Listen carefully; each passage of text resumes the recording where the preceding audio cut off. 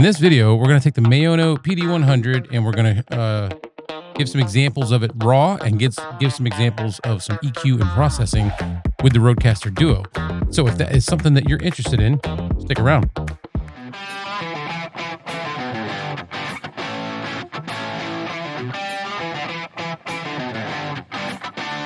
This is plain Jane. This is what it sounds like on the dynamic profile with no processing. And this is the sound you're going to get with the Maono PD100. I'm probably about 3 to 4 inches away from the mic. All right, so using good mic technique, or better, not going right into it, so that my my breath and my plosives aren't as bad. So I'm gonna point it right at the corner of my mouth, and then so this is what it's going to sound like. Let me just check a couple things real quick. Yep, I had noise suppression running in OBS, so I don't want any of that on. I have an air conditioner running, so I want to see if we can hear that. It's not showing up on the meter. But anyway, this is what it sounds like. So then we'll go ahead and dive into some stuff in the Rodecaster Duo. Let me switch over to that scene, and we will get this party started. All right, so right there you can see we are in the dynamic setting. I'm going to move the mic over my way, this way, so that I'm a little bit closer and I can look where I need to look. All right, so dynamic profile, no processing. I'm going to go ahead and you can see that the gain level is set automatically at 45 decibels. All right, so you could always go and turn that up if you wanted to. I think I'm going to leave it right where it's at, because it's right about in the middle of that green area, and that's kind of where you want to be. And now we've got processing turned on. This is the first initial processing. I'd have adjusted this myself to what I liked. This is what you heard in the beginning of the video. All right, so there's that, and then we'll go ahead and jump into advanced. And the first thing that you're onto is the high pass filter. All right, so high pass filter, this is what it's going to sound like with the high pass filter. This is what it's going to sound like with the high pass filter off. I'm going to go ahead and turn that back on. And then we're going to move on to the next setting, the de-esser. Typically, I just leave this alone. It's set pretty well. I kind of like using it, cut down on some of those sibilants. All right, so we're going to move along to the next setting, the noise gate.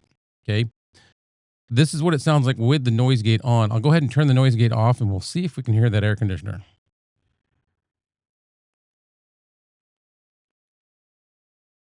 I don't see it picking up in OBS, but I can hear it in the headphones. So I'm gonna go ahead and turn that noise gate back on, just for my own self. And we're moving on to the compressor. I leave the compressor. I like the compressor because what it kind of does is it brings sounds that are a little too high, brings them down just a little, and sounds that are too low, it'll bring them up just a little. Kind of evens everything out. So I'm going to move on to the next setting. And we're on EQ. Currently, the EQ is on. I'm going to go ahead and turn it off.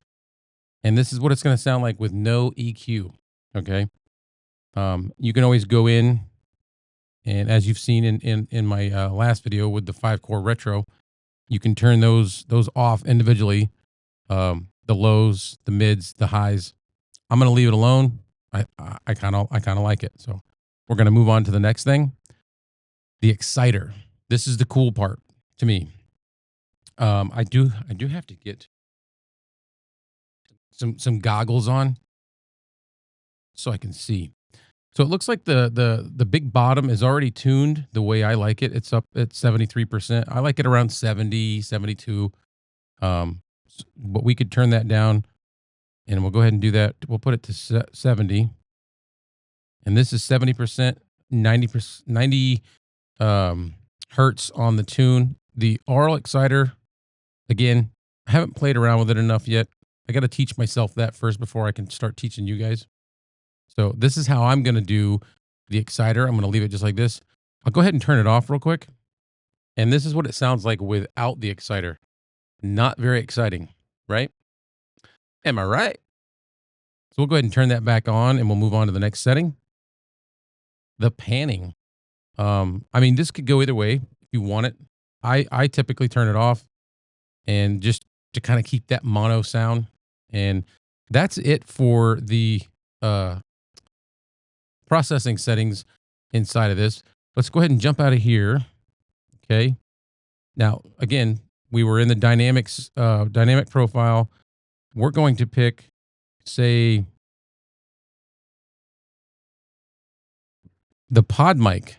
All right. This is the pod mic profile. So this is the Procaster profile with processing on.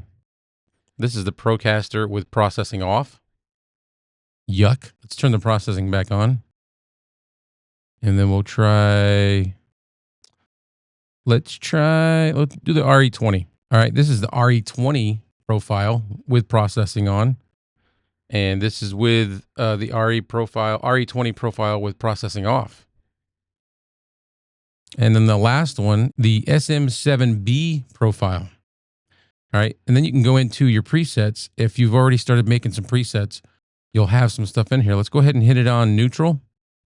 This is the SM7B profile on neutral. And this is the SM7B profile with the Podcast Studio preset. And then we're on to the broadcast preset.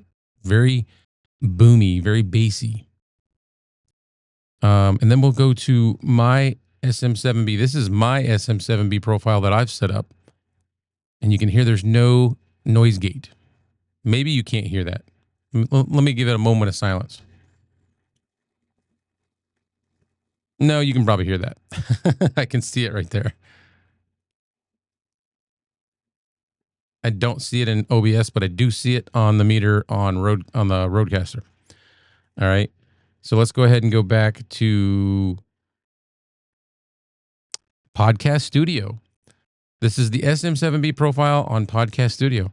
So there's some of your options. Let's go back to neutral.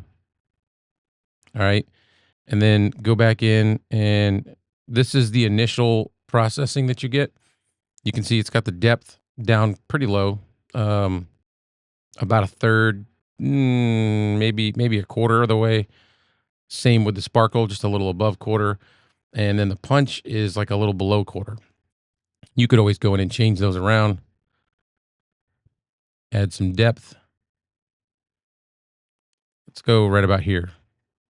And then you could throw some more sparkle in there. We'll go like almost all the way up with sparkle. And then we'll take the punch and we'll run that up as well. Pretty high. So you could do that. So you have this option. You have some of the preset options.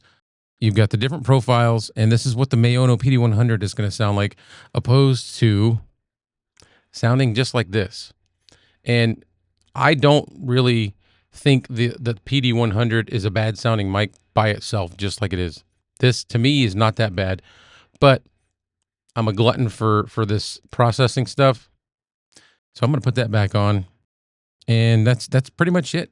All right, so that's all I've got for the Maono PD100 doing some EQ and processing in the Rodecaster Duo.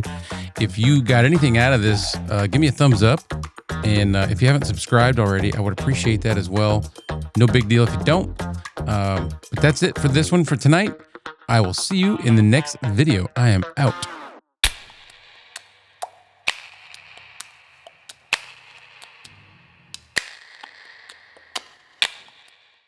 In this, put a pen in my hand. In the Vocaster Duo. In the Vocaster Duo? No. In the Rodecaster Duo. I'm going to start over. In this video, I'm going to take the Maono PD100 and we're going to test out. In this video, we're going to take the